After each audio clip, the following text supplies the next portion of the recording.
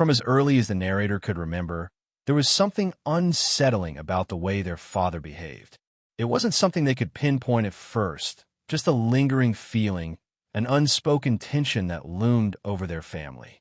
Their mother, a loving and devoted wife, always seemed to carry an invisible weight on her shoulders, her happiness often overshadowed by quiet moments of sadness. It wasn't until the narrator grew older that the pieces started falling into place. They began to realize that their father wasn't just secretive, he was unfaithful. Of course, they had no solid proof as a child, but the clues were there.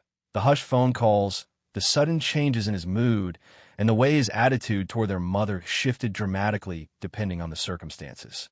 Throughout their teenage years, the picture became clearer. Their parents' relationship was far from perfect, but what stood out the most was how their mother always fought for their marriage while their father seemed indifferent. He came and went as he pleased, often treating their mother with disrespect, especially during the times when he was actively involved with someone else. Whenever he was cheating, it was like their mother ceased to exist in his eyes. She was reduced to nothing more than someone who cooked his meals, cleaned up after him, and catered to his needs. There were days when he would outright ignore her presence, acting as if she was merely a part of the household rather than his life partner. Yet, when his affairs inevitably ended, he would suddenly become a more attentive husband, at least for a little while. The narrator, despite their growing resentment toward their father, never intervened. They believed that their parents' marriage was their own business, and that stepping in would only make things worse. So, they watched in silence as their mother endured heartbreak after heartbreak, convincing herself time and time again that things would get better. It was painful to witness. The narrator loved their mother deeply, and seeing her suffer at the hands of a man who was supposed to cherish her left them feeling powerless. But what could they do? Their mother had made her choice: to stay, to endure, to believe in a man who had proven countless times that he wouldn't change. As time passed, the narrator's resentment toward their father grew. It wasn't just his infidelity, it was his entire personality. He was self-absorbed, manipulative, and emotionally unavailable. He never took responsibility for his actions, always shifting the blame onto others or pretending nothing was wrong. The narrator saw how he twisted situations to make himself the victim, how he used stonewalling and discarding tactics to avoid any accountability. Still, the narrator held back. They told themselves it wasn't their place to judge or interfere. Their mother was an adult, fully capable of making her own decisions. If she chose to stay, it was her choice. If she still held on to hope, who were they to take that away from her? But deep down, the narrator knew the truth. Their father was never going to change. And their mother, despite all the pain she had endured, might never leave. For years, the narrator had suspected their father's infidelity, but suspicions and reality are two very different things. Despite the resentment they harbored, they had never confronted their father or actively sought out proof of his unfaithfulness. It had always been something that lingered in the background, an ugly truth they had chosen to ignore, just as their mother had. But everything changed a few days ago. It started with something innocent, a simple email notification. The narrator had access to their father's email because they had worked at his company, and he had given them permission to manage certain tasks on his behalf. They had never abused that access before, never snooped or pried into his personal life. But when they saw a subject line that seemed unusually emotional, their curiosity got the best of them. The message was from a woman who was practically begging for his attention. She pleaded with him to forgive her, told him that she didn't know how she could go on without him, and confessed her love in a way that was both desperate and heartbreaking. At that moment, the narrator felt a mix of emotions: shock, anger, and a strange sense of relief. It was as if the weight of years of suspicion had suddenly been lifted. Their father wasn't just emotionally distant, manipulative, or cold. He was actively involved in another affair. And this time, there was no denying it. Overcome with rage, the narrator did something they never thought they would do. They went through their father's emails. They needed to know just how deep this betrayal ran, how long it had been going on, and just how much their father had invested in this relationship. What they found was worse than they imagined. The affair had been happening for at least several months, possibly longer. The woman in question wasn't just a fling. She was someone her father had developed a significant relationship with. She had a daughter, and her father had gone so far as to buy gifts and flowers for both of them. The daughter, according to the emails, was thrilled by his generosity, completely unaware that the man who had been showering her with attention was already married with a family of his own. This revelation was a turning point for the narrator. It wasn't just about their father cheating anymore. It was about how much effort he had put into this entire other life. It was about how easily he could discard his real family in favor of an illusion. And it was about how he had done this so many times before, yet their mother continued to hold on to hope that he would change. At first, all they could feel was anger. But that anger was quickly followed by something unexpected: relief. For so long, they had walked on eggshells around their father, always making sure to say the right things, avoid unnecessary conflict, and repair whatever damage he had caused to their relationship. They had tried to keep the peace, not because they wanted to, but because it felt necessary for their own emotional survival. But now, they no longer had to pretend. Now, they had proof that their father wasn't just flawed. He was a liar, a manipulator, and a man who had no regard for the family he had built. And suddenly, they knew that their mother deserved to know the truth. After uncovering the truth about their father's ongoing affair, the narrator found themselves caught between two powerful emotions: a burning rage at their father's deceit and a deep sadness for their mother, who had endured years of emotional neglect and betrayal.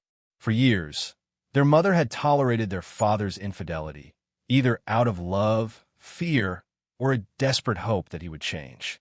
She had convinced herself time and time again that if he was acting distant or cruel, it was only a phase, something that would pass. And when he suddenly became kind and attentive, she believed it meant he had finally turned a corner. But the narrator now understood the sickening truth. Their father only treated their mother well when he had no one else to turn to. When his mistresses left, when he was in between affairs, or when he had been caught and needed to rebuild trust, he would put on a show of being a devoted husband.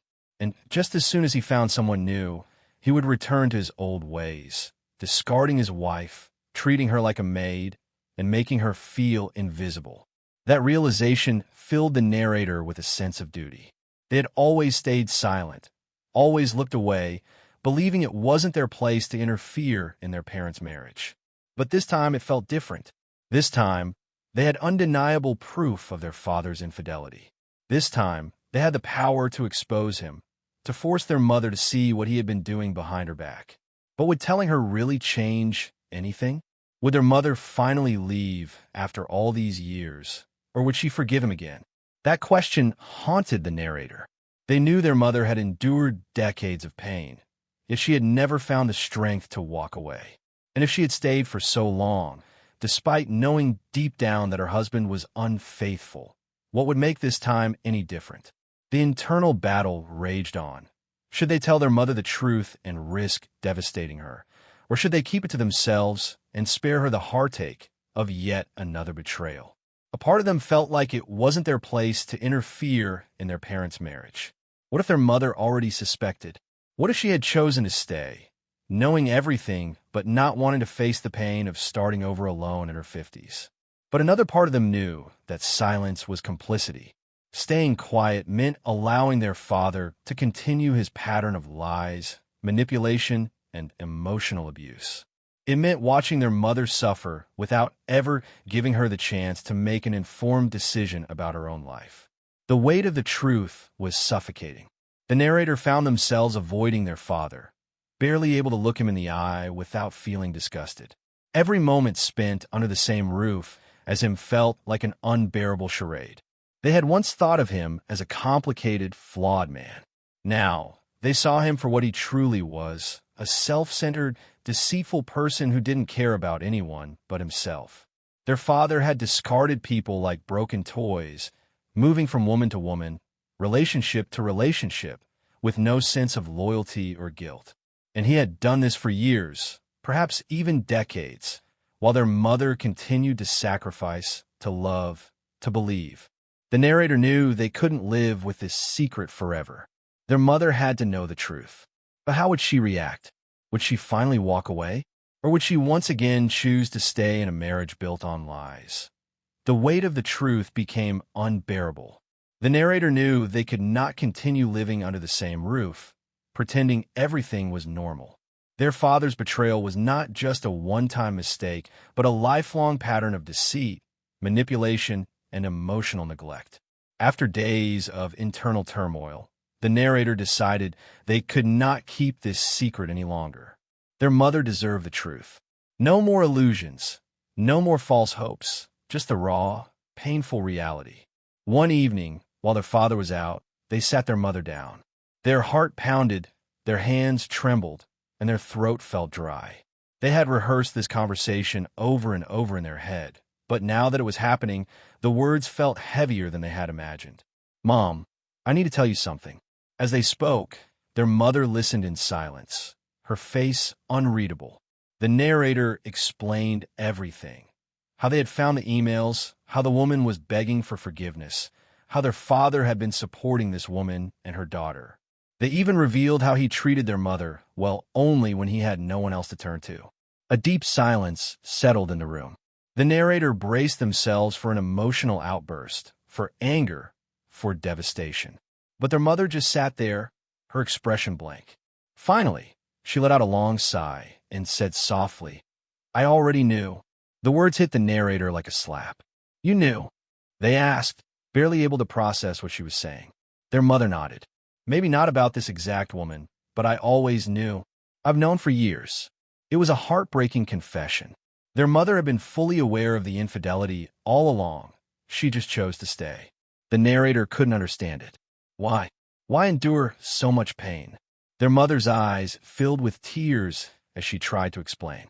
"I stayed because I didn't want you to grow up in a broken home. I stayed because I was afraid of being alone at this age. I stayed because after all these years, I don't know anything else." The narrator felt a mix of emotions: anger, sadness, pity. Their mother had sacrificed her happiness, her self-worth, for the sake of a marriage that had been broken for years.